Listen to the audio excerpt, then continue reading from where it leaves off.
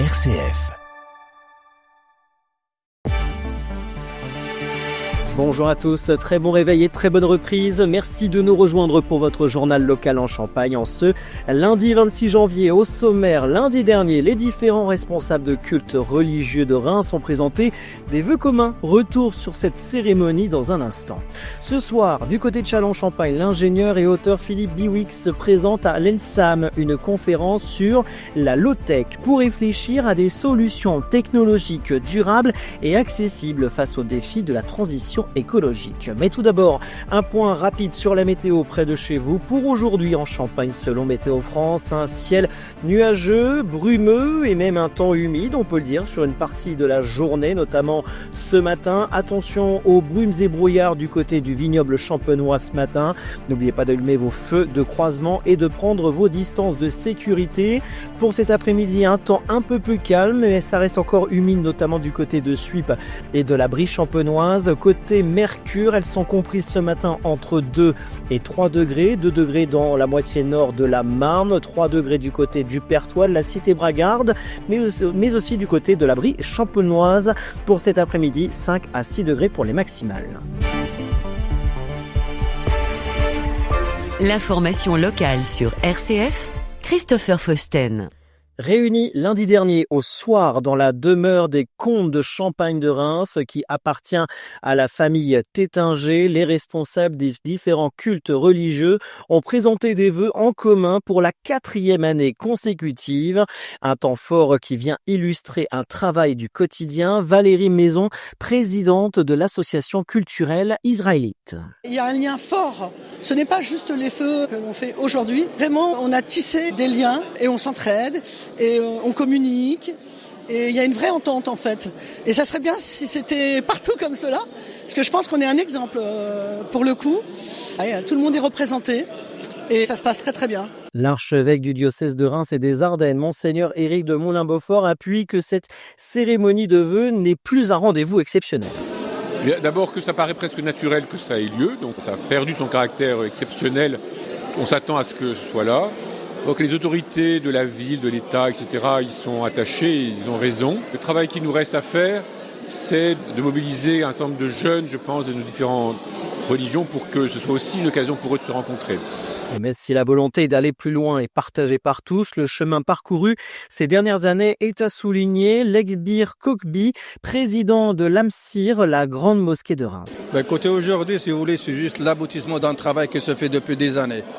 Maintenant, ça fait plus de presque 4 ans qu'on se rencontre chaque mois, travailler sur des thèmes. Donc à chaque rencontre, il y a toujours un thème sur lequel on échange ensemble. Et récemment, on est en train de travailler sur un projet qui est un petit peu plus ouvert donc, aux plus fidèles donc, de chaque communauté respective.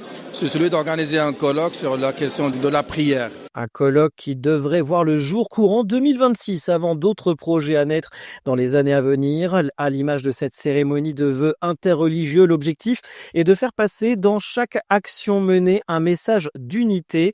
Alain Blain-Nouveau, président de l'église protestante unie de Reims-Épernay. Et pour moi, ça représente la fraternité entre les communautés dans une période difficile et sur notre territoire et sur la planète. Montrer qu'on peut vivre ensemble en France tout en étant des communautés différentes, mais avec un climat d'apaisement pour les uns et pour les autres. Visage plus surprenant, présent lors de ces vœux, celui du sous-préfet de Reims, Benoît Lemaire, qui explique tout en pédagogie quelle place un représentant de l'État prend lors de ce genre d'événement. Et pour moi, ça représente la fraternité entre les communautés dans une période difficile et sur notre territoire et sur la planète. Montrer qu'on peut vivre ensemble en France tout en étant des communautés différentes, mais avec un climat d'apaisement pour les uns et pour les autres.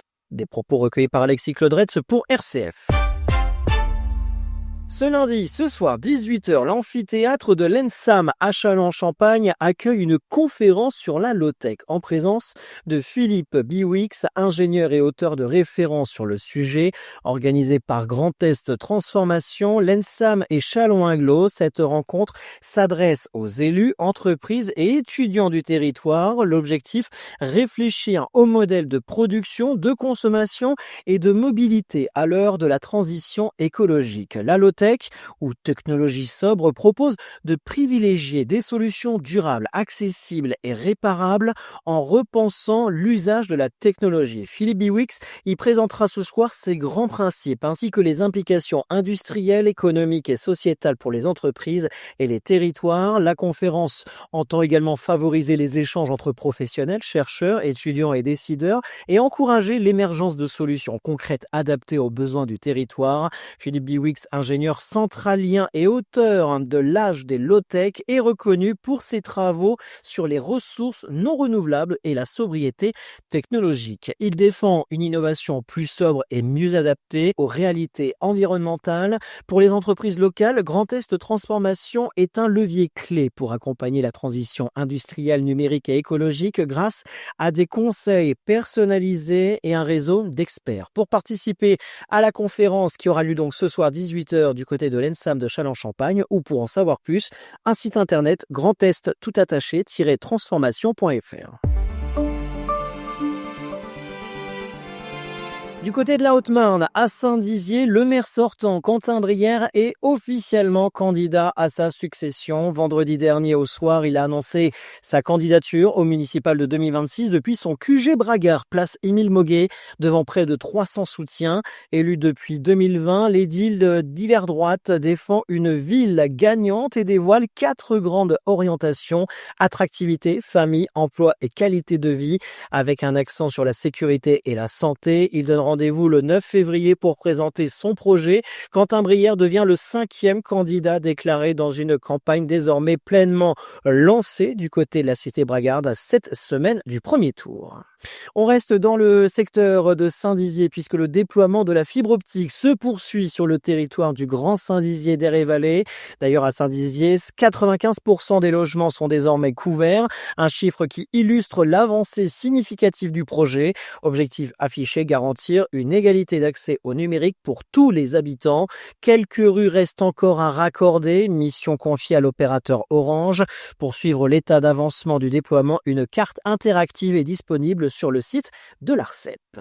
La police municipale organise une animation pour aider les conducteurs seniors à conserver de bons réflexes au volant. Au programme, quiz, rappel sur les équipements obligatoires et conseils de prévention. Une conférence gratuite ouverte à tous ce mardi 27 janvier à 10h au cinéma Eden à Romilly-sur-Seine.